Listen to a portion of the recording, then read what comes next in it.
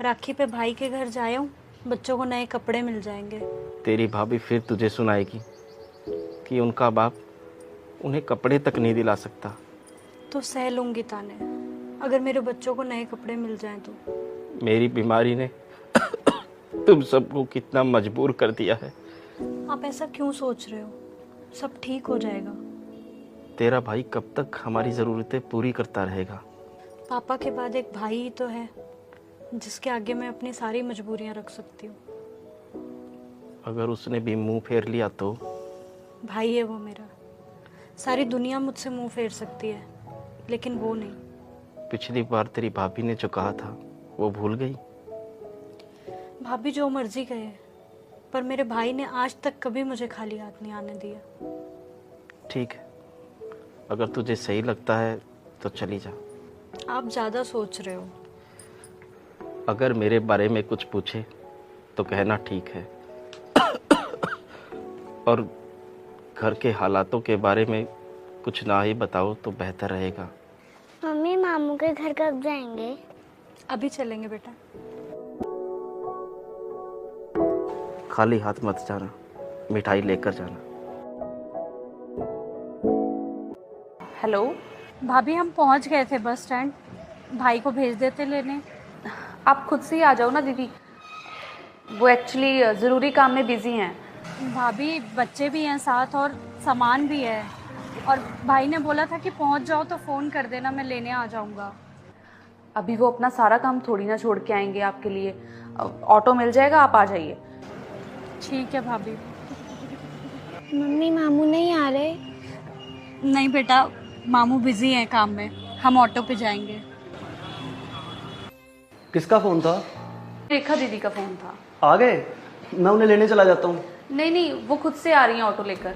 मैंने बोला था कि मैं तुम्हें भेज देती हूँ, वो कहती भाई को क्यों परेशान करना।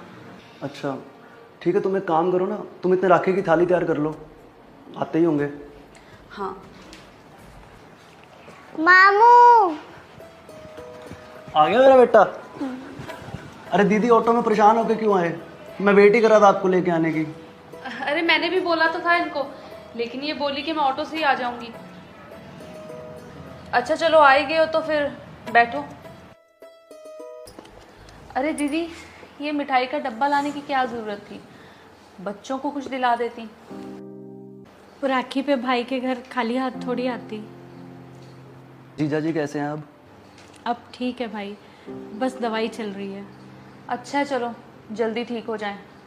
वैसे भी पिछली बार इन्होंने ही दवाइयों के पैसे दिए थे। हाँ भाभी, जैसे ही ये काम पे लग जाएंगे आपके सारे पैसे लौटा देंगे। नहीं नहीं दीदी, पैसे लौटाने वाली तो बात ही नहीं है। बस जब भी आप आती हैं तो आपके साथ कुछ ज़रूरतें भी आ जाती हैं। आज तो मैंने कुछ मांगा ही नहीं भाभी।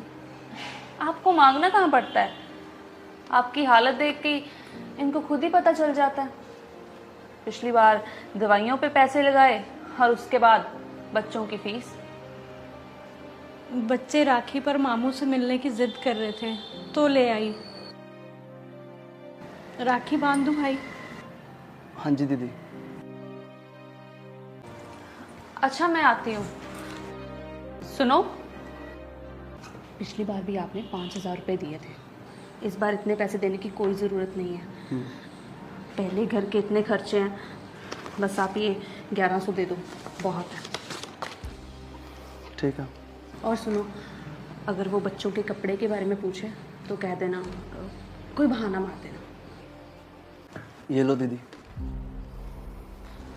इसकी क्या ज़रूरत है भाई? अरे रख लीजिए दीदी, भाई का शगुन है। मम्मी अब घर चले?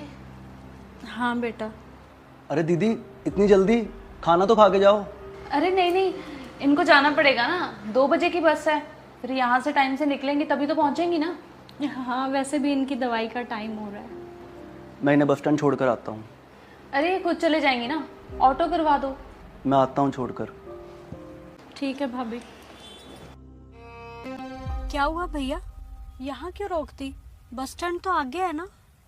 2 मिनट का कुछ काम है, आ जा। भैया ये दुकान तेरी है,